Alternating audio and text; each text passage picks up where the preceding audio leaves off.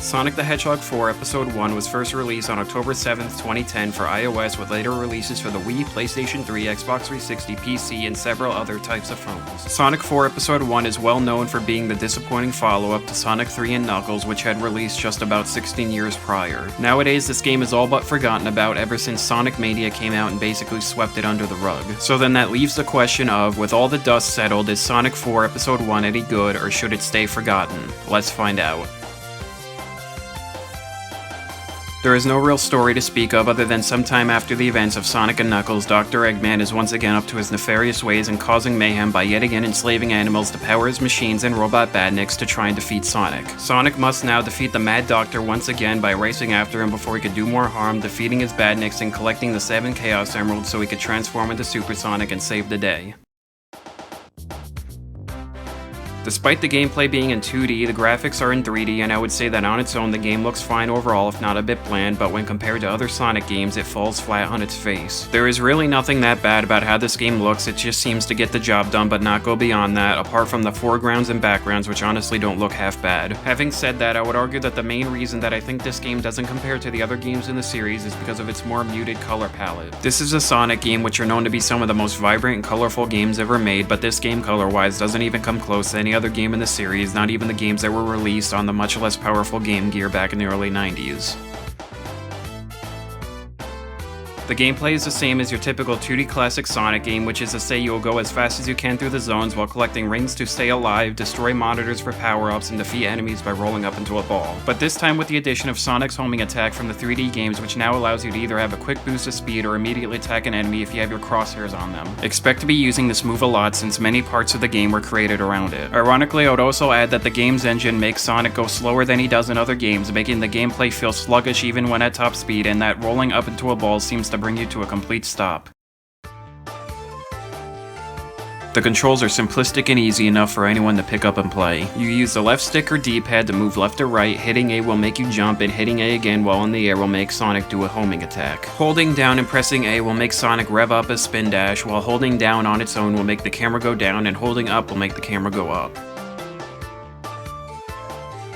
There are 5 zones and a returning special stage, but with a few new twists. The zones are Splash Hill Zone, Casino Street Zone, Lost Labyrinth Zone, Mad Gear Zone, and Egg Station Zone. Now from seeing the gameplay and hearing their names, it is clear that these zones borrow heavily from older zones to the point of essentially being clones with minor gameplay gimmicks added in. Some of these gimmicks include cards in Act 2 of Casino Street Zone that can reward lives or rings, a death barrier constantly chasing after you in Mad Gear Zone Act 3, and the entirety of Lost Labyrinth Zone Act 2 being in the dark and having puzzles to figure out. Finally, we have the special stage, which like the regular zones is a remake of an earlier special stage, in this case the spinning maze from Sonic 1, and it's enterable via the same way as in that game, which is to have 50 rings at the end of any act, then jumping into the huge warp ring. In Sonic 1's version of the maze, you had to find your way to the center to collect the Chaos Emerald by following the rings, avoiding the red goal markers, and getting rid of the squares by having Sonic hit them, all while the stage is non-stop spinning and you are permanently rolled up into a ball. In this version, all of that is still here, but now with the addition of ring barriers that won't disappear unless we have enough rings, a time limit, and now you control the stage itself instead of Sonic.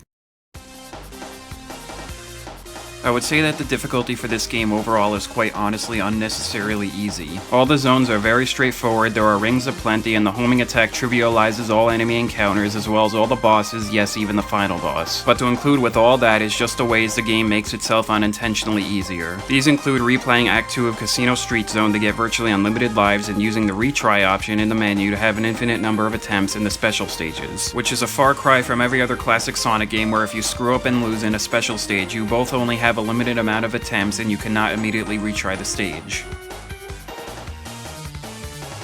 This game's music attempts to emulate the Genesis sound font by having a strong bass line in every track, and I would say that in their attempt that the composers had just missed the mark. Despite not fully realizing their goal, I would say that the music in this game is still pretty good, and I also like how every act for each zone has a different remix theme, which adds a nice variety to the soundtrack. This is definitely not some of the best music of the series, but somewhere either in the high mid-tier to low high-tier range. Some of my favorite tracks would have to include Splash Hill Zone Acts 1, 2, and 3, Lost Labyrinth Zone Acts 1 and 2, Mad Gear Zone Acts 1, 2, and 3, and finally the boss theme.